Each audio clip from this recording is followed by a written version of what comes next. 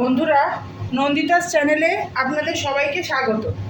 আজকে নিয়ে এসেছি মাছের ডিমের আলু দিয়ে ঝোল। কড়াইতে তেল গরম হয়ে গেছে বন্ধুরা। এইবার মাছের ডিমগুলো টুকরো টুকরো করে ভেজে নেব।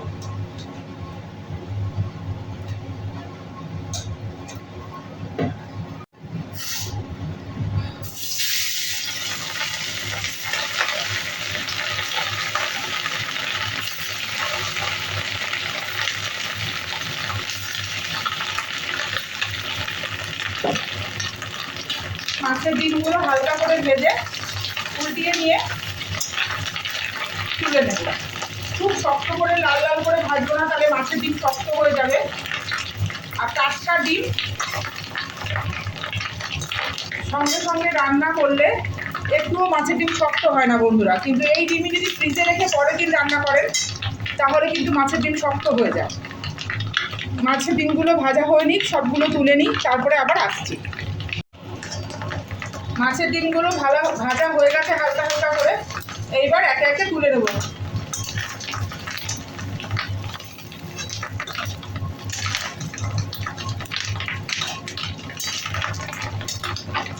মাছের ডিম ভেজে রাখা ওই তেল, অল্প তেল ছিল তাই অল্প আরেকটু তেল দিয়ে দেব। দিয়ে সেই তেলেই জিরে আর তেজপাতা ফোড়ন দেব।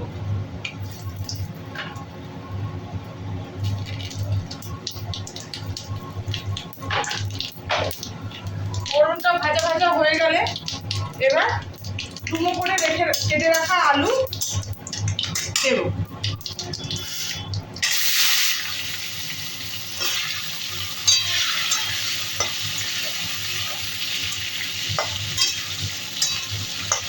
সামান্য লবণ দিয়ে আলুটাকে লাল লাল করে ভেজে নেব।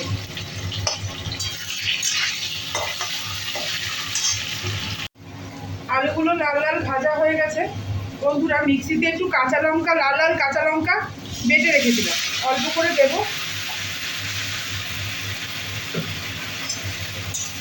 আর দেব শুকনো মশলা, জিরে গুঁড়ো, হলুদ গুঁড়ো আর লঙ্কা গুঁড়ো জল দিয়ে গুলিয়ে রেখেছি, সেটা দিয়ে দেবো। দিয়ে এবার ভালো করে কষিয়ে নেব।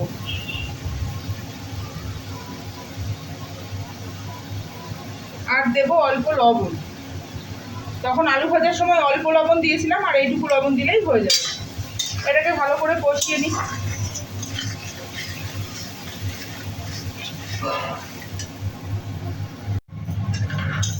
মশলা পুরো ভাজা ভাজা হয়ে গেছে বন্ধুরা। এইবার দিয়ে দেবো জল।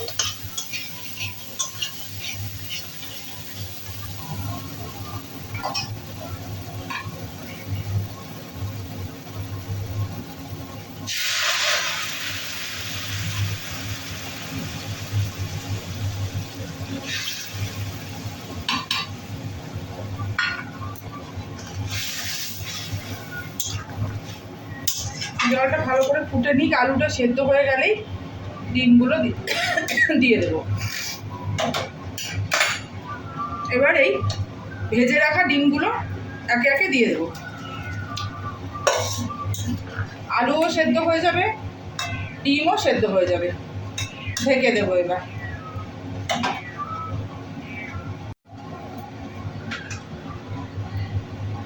ঢাকনাটা খুলে দেখি কিরকম সেদ্ধ হলো আলু আর ডিম।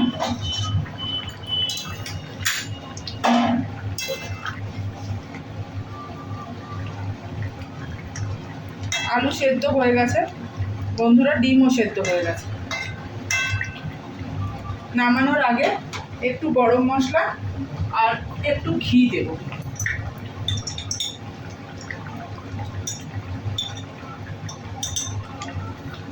সামান্য গরম মশলা আর অল্প একটু ঘি ছড়িয়ে দেবো নামানোর আগে।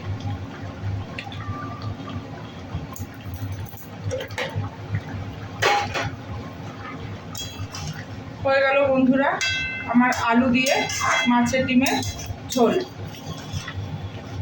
এইভাবে রান্না করে খাবেন, ভালো লাগবে আশা করি।